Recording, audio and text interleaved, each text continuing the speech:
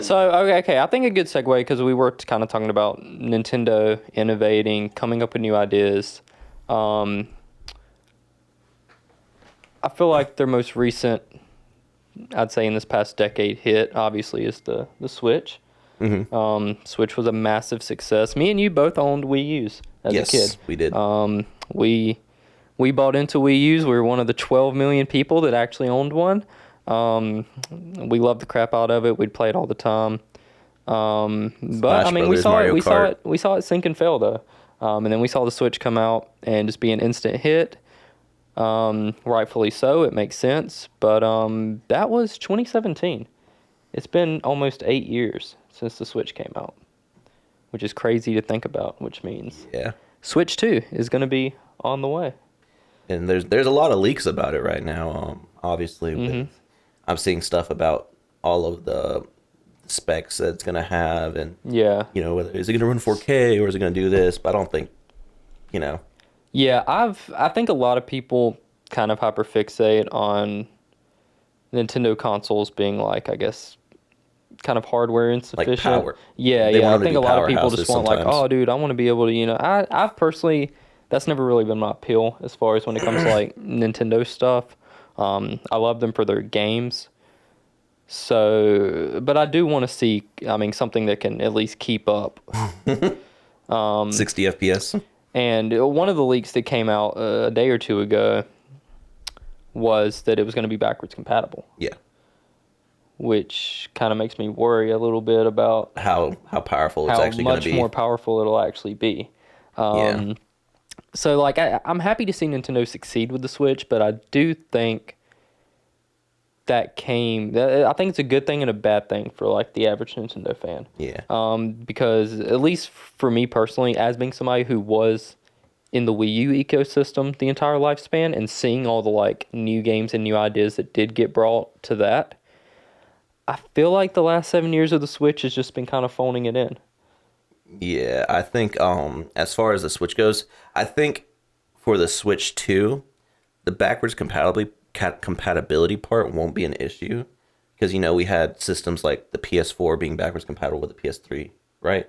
It wasn't? It wasn't, no. Okay, so I'm thinking of the Xbox One then. Yeah. So the most of the Xboxes are like fully backwards compatible. I'm pretty Yeah. sure the Series S can run most Xbox games, 360 games, and Xbox One games. Which I haven't been a console player in a while, but I know for sure like back in the day when I'd play my 360, it was backwards compatible with the original yeah. Xbox games, and and then we had the Wii running GameCube games, which I'm not gonna say I don't think Wii games were that much more harder to run than GameCube it was games, a super but, GameCube. but I think we're in an era where that shouldn't matter.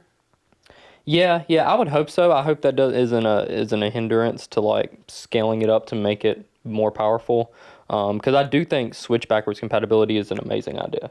Like, I mean, that means that right off the bat, the Switch 2 is going to have such a huge library. Yeah. And it kind of does help too, because I feel like a lot of the Switch's library is a little bit phoned in, a lot of remasters, re-releases, Yeah. old titles being brought in. But that's not a bad thing when you get a Switch 2 and it's already backwards compatible. So it's like, hey, I want to play Skyward Sword HD. Bam, I can. But I also want to play, the new 2026 Zelda game. Bam, Yeah. I can, I think it's a really good idea, the backwards compatibility. I was surprised, actually, that they're going that route. Usually I feel like Nintendo kind of...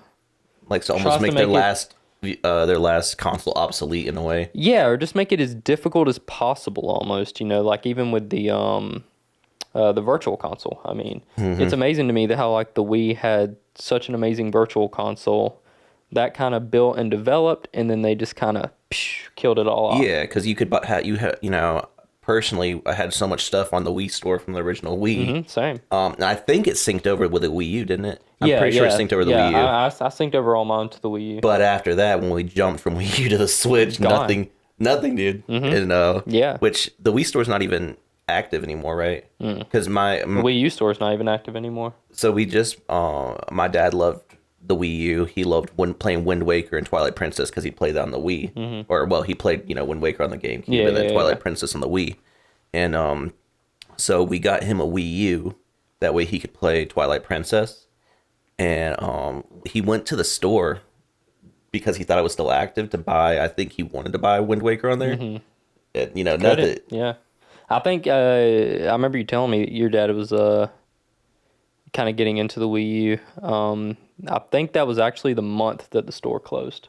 Was it really? Yeah, I think because that he just wasn't got that really wasn't too unlucky. long ago either. Yeah, no, they didn't close it too long ago. I'm pretty sure. It was still up. I think it was within this past year that they've closed it down. And I think the 3DS one was like a year or two ago that they closed down the 3DS shop.